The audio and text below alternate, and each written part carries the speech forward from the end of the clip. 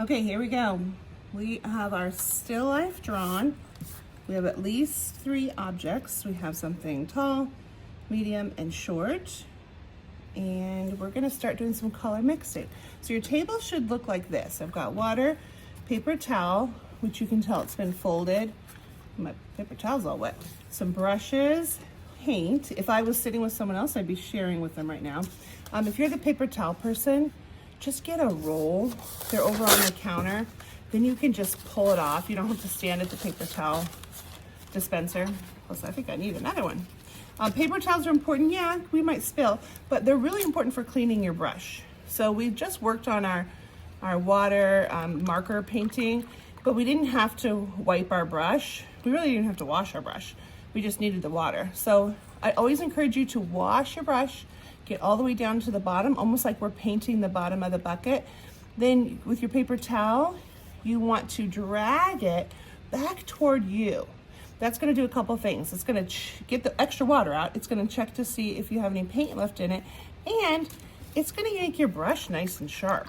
So let me try this again, because you can't go to the pencil sharpener, because you cannot stick this in there. But I can take it and drag it back to me, and I'm actually turning it also. And then it makes kind of a, can you see that? Where's the camera? A nice little point. I can make it pointed, just a little better control. All right, so here's what we're gonna do. We are gonna start with just one of our objects. I'm gonna do it fast because you don't wanna watch me do this. So we're just taking a secondary color, and that's green, and I chose that for you today. And you're just gonna paint one of your objects. I'm gonna paint my cup. So I'm holding my brush like a pencil. I've dipped it in paint. There's no paint. I can't find you. There we go. There's no paint all the way to the metal, and there's certainly no paint all the way to the wood. Sometimes I'll turn my paper to get a better angle. I happen to pick up the medium-sized straight edge brush. I could have picked up the medium-sized pointed brush. That would have felt fine also. I might switch to the small brush to get some of these small things, but what I'm doing without switching is I'm just going slower. I'm slowing down. I'm really paying attention to what my hand is doing. There I go, I'm gonna turn my paper. I'm gonna take the straight edge or the point of the brush and make it work for me. In the same way that we would think about the tip of a marker or the tip of a pencil or a crayon or whatever, same thing.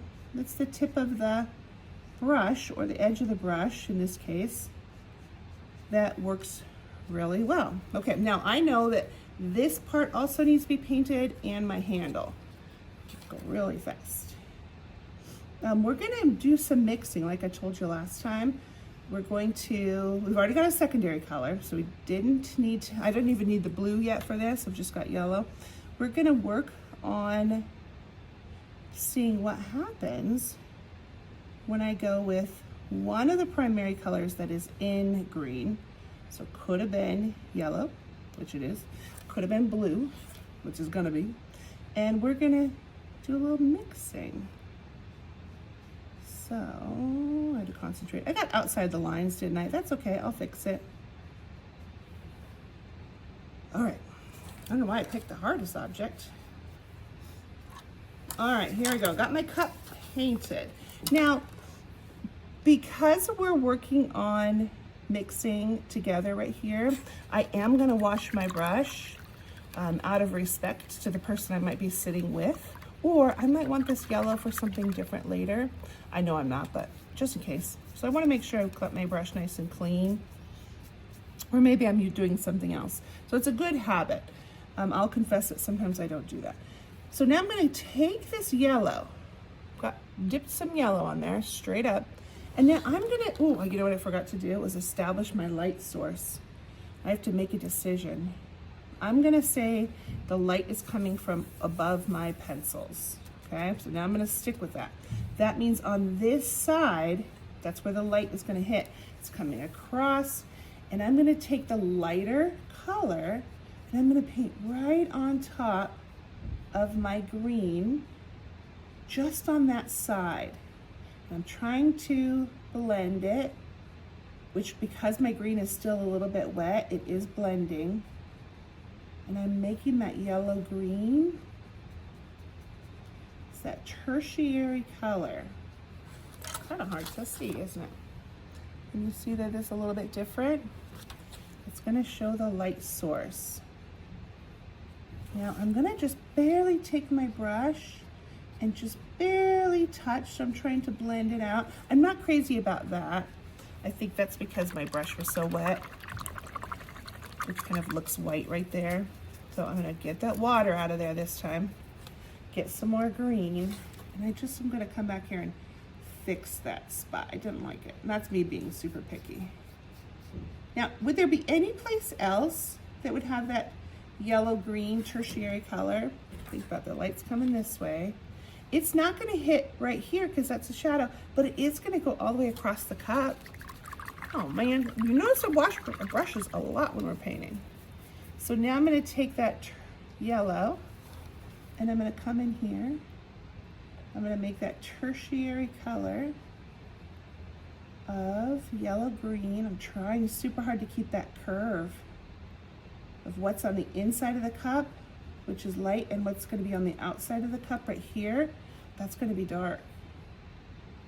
So I'm just gonna blend. I don't want a harsh line. I don't love that, so I'm gonna try to blend that too.